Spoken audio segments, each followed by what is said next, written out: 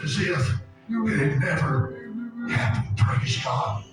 Well, it's not an easy thing to get up and start over, because you first of all got to face your yesterday, and you got to face your tomorrow.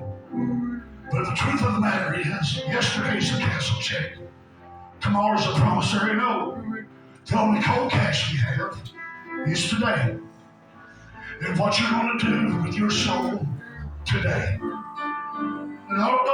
Don't be so haughty with God that you square your shoulders back and you say, I'm fine, Lord, I'm okay just like I am. You got to say to God, Lord, I sure could use your help.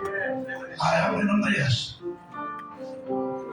This young man came to his senses, not in an executive suite, not in a mansion, not living up on Rockefeller Lane somewhere. He came to his senses in a hog pen. Yes, he did. That's where I came to my senses. It was in a hog pen when I could no longer help myself. My mother's here. I'm so glad to see old Stephen back here. My mama raised a young man with spinal bifida and cerebral palsy for 50 years. One of the reasons the Lord saved me, God used him. I'll never be able to explain why he went through life like that. I don't have that answer. I don't know that. The only thing I know is that night I took a double handful of pills and just wishing it could all be over with. But Mom asked me if I'd go with her to church, help her get my brother in and out, get a wheelchair, and I said, yeah, I'll go. I sat back there preaching, man, on that back row. Brother Don Rich, I don't know if y'all know Brother Rich.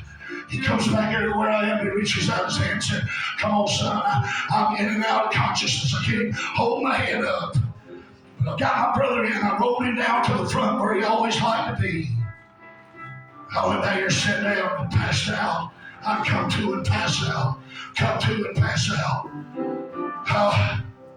That old preacher man come back here and said, son, you need help. You need to pray. I said, I sure do. And I staggered down to that altar and prayed through. July 26, 1990. I'm still saved tonight because God forgave a failure. He gave him another chance. That is the way of the gospel. That is the way of Jesus Christ. To give somebody that's undeserving another chance.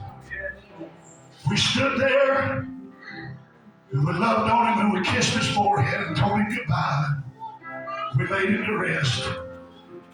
I don't know if I'll ever understand why he endured the pain that he endured just like him. I'll never understand that. All I know is I had a dream. And in that dream, I'm standing there looking out across the valley, a beautiful valley, and there's a great big house that's being built. And over here, something that's already built.